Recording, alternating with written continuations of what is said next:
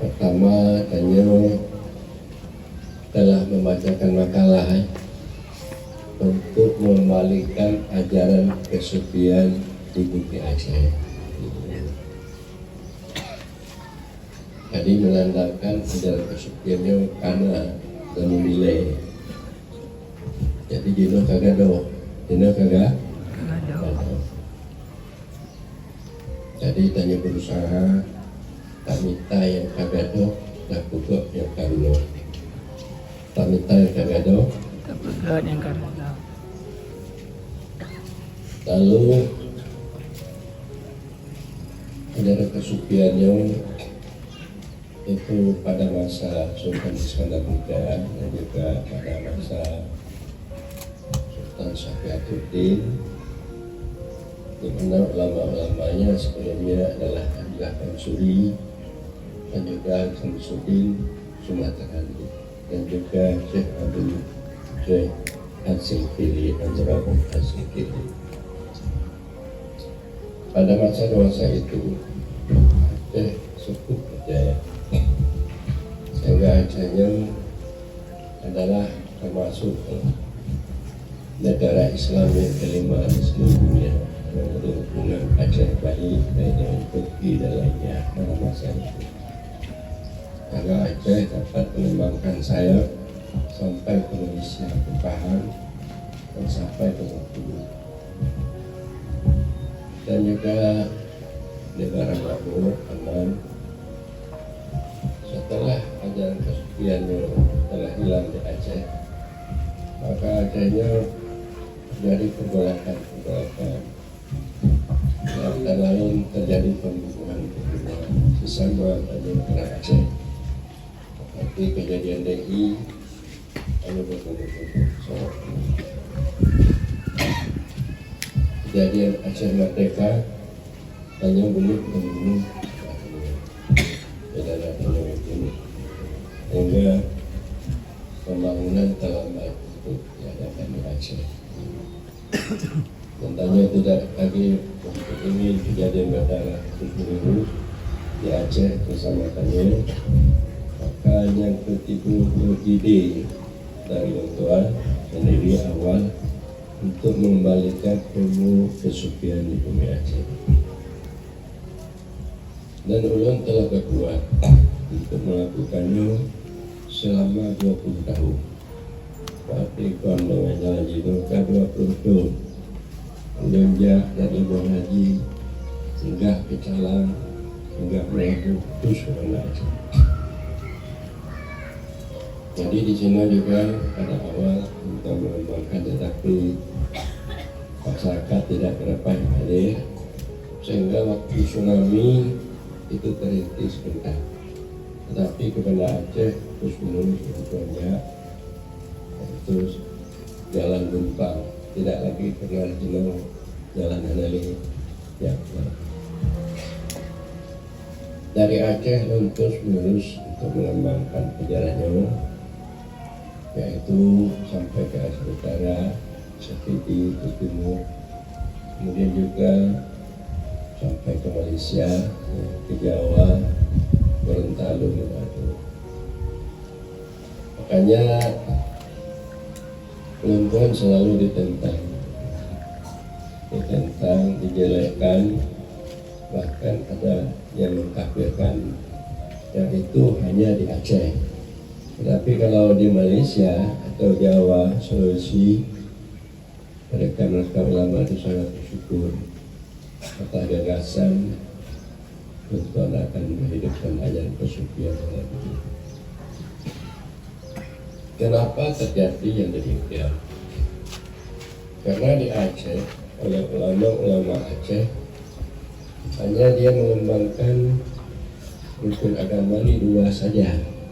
Pertama iman, akidah, al-sunnah, dan kedua hukum syarat, perintah dan larangan, bagaimana supaya kita tahu syarat hukum sahabatan salat, dan juga haji, zakat, dan sebagainya. Dan juga mengenai akidah. Pada akidah ini kita beriman kepada Allah, bagaimana supaya kita tahu sifat-sifat Allah, yang wajib, yang mustahil, yang harus. Dan juga sifat-sifat Rasul, yaitu yang wajib, yang mustahil, yang harus. Jadi ulama-ulama baik di pesantren atau di pemerintahan di Aceh sudah mengangkat ajaran ihsan. Ihsan ini rukun agama yang ketiga.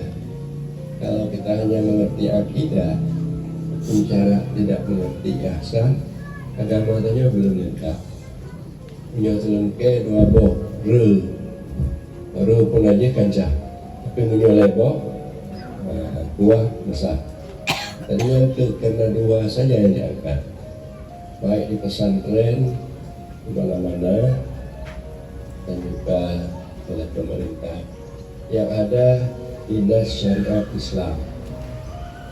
Jadi dinas hakikat Islam karena dinas syariat Islam, dinas hakikat Islam artinya tasawuf kesufian tasawuf kesufian itu adalah menerangkan hakikat ma'rifat. Jadi di Aceh yang dinas syariat Islam. Jadi mulai tasawuf kesufian, dinas hakikat ma'rifat Islam maka terlihat kurang ada perubahan. Baik yang muda-muda dan tua-tua, le mentong yang tinggal semayang, le mentong yang tinggal semayang, main sabu-sabu, main syik, dan juga melarikan perempuan orang, anak gadis orang itu. Sehingga sabu-sabu yang paling banyak di Indonesia lebih dari Aceh. Pak, sabu-sabu yang paling dari Aceh. Jadi Acehnya produk sabu-sabu kan murahnya di Indonesia Islam ada, tapi sabu-sabu mungkin terus. Barunya mentong di Aceh Selatan, 2 hektar dipunahkan itu ganja. Kalau dilihat sama itu banyak, tapi di Aceh Jaya ada. Alhamdulillah.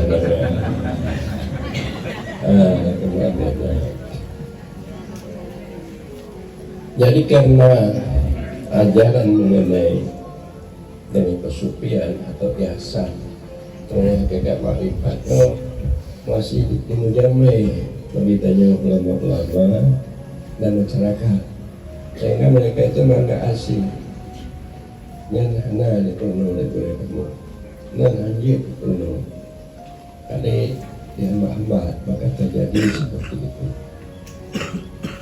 Padahal sebagaimana kita mengamalkan akidah, tahu, yakin pada Allah dan Rasul, dan juga bagaimana kita untuk melakukan perintah mengerjakan salat dengan baik dan menjauhkan larangan Allah, kita harus dapat mengamalkan ihsan.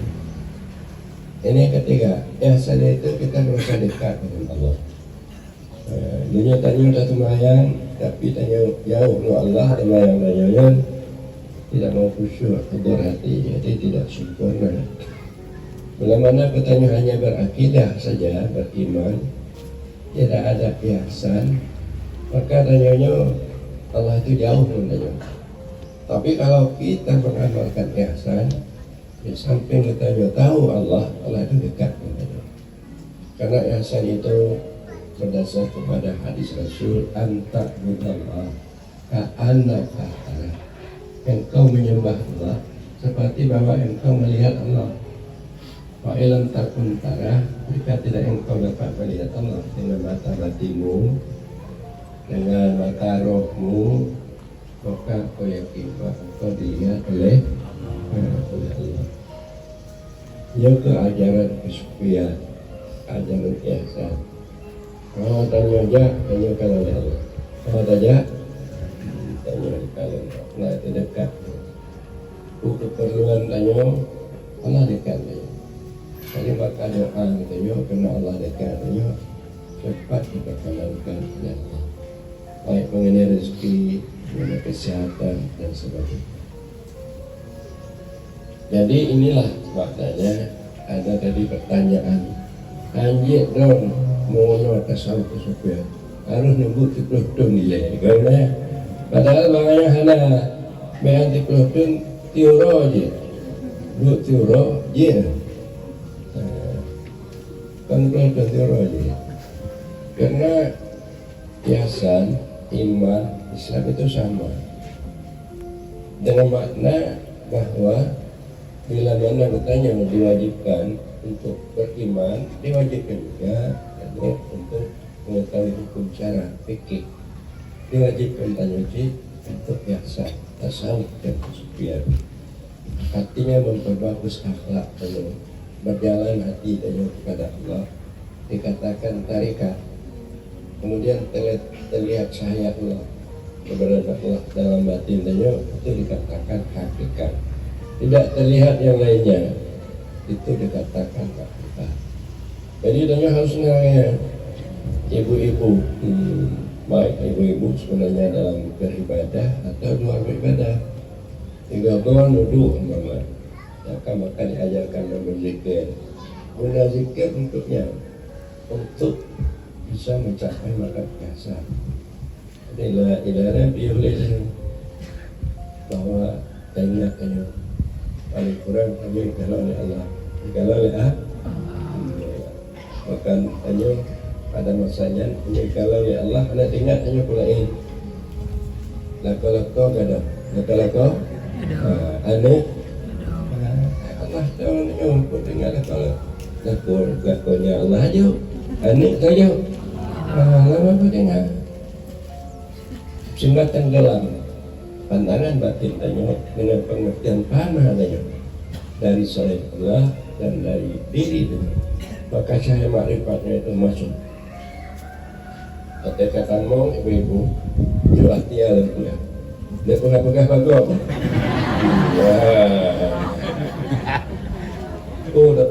tiada dia kata mau saya makrifat Allah yang dalam batin ibu-ibu lakonya berarti ayat tinggal kepada tanya sabi dengan nawe takut mana mai itu di rumah karena begitu sayang begitu rindunya kepada tanya karena katanya sudah ada cahaya Allah sifat keteridan Allah di dalam batinnya.